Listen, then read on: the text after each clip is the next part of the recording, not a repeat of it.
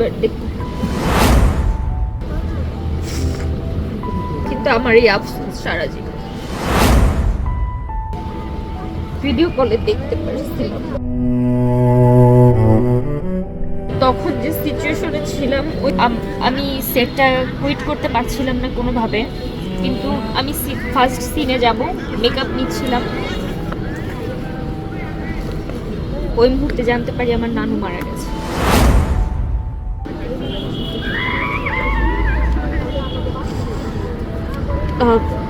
কিন্তু ওখানে এমন সিচুয়েশন যে আমি এখান থেকে যে আসলে দেখতে পারবো না, কারণ ঢাকা থেকে যেতে যেতে আর ওনাকে রাখার সম্ভব না, কারণ ওনার ব্রেন টিউমার ছিল, তো ব্লাড মানে ফেটে গেছিল, খুব বাজে অবস্থা ছিল।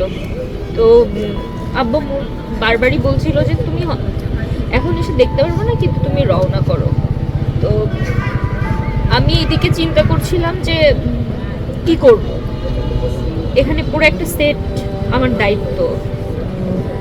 হয়তো বা আমার থেকে উপরের কেউ থাকলে, কোনো হিরো থাকলে বা গার্জিয়ান থাকলে উনি সেটার সিদ্ধান্ত নিতেন। তো এতগুলা মানুষের রিজিক ছিল আমার উপর। আমি আমার নানুকে শেষবার দেখি।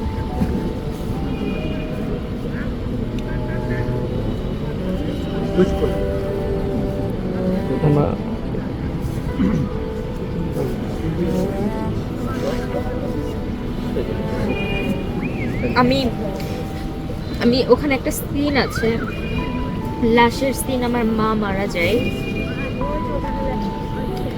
এই লাশের সিনটা যখন আমি করতেছি, জাস্ট তারা 5 মিনিট আগে আমি শেষবার ভিডিও কলে দেখতে পারছিলাম।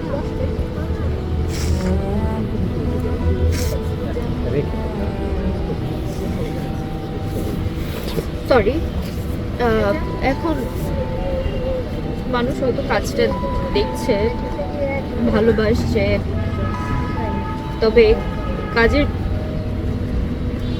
কাজের পেছনের গল্পগুলো আসলে না বলাই ভালো, কারণ আমি তখন যে সিচুয়েশনে ছিলাম, ওই সিচুয়েশন আমি এতগুলা মানুষ, পুরো সেটে 40-50 জন মানুষ, তাদের রিজিক আমার উপর ওই দিন। আমি কোনোভাবে বলতে পারি নাই যে আমার দাদা, নানা, দাদু কেউ নেই, শুধু নানুই ছিল। আর নানুর আমি খুব আদরের ছিলাম। আমার উপর কেউ রেগে নেই, না আমার আব্বু আম্মু, না, কারণ আমার পরিবারের সবাই জানে আমি আমার নানুকে কত ভালোবাসতাম। আমি 1 মাস আগেও নানুকে দেখার জন্য বাড়িতে ছুটে গেছিলাম, কিন্তু আমার ভাগ্যে হয়তো ছিল না, তাই শেষবার দেখতে পারি নাই। কিন্তু এটাই যে আমি সেদিন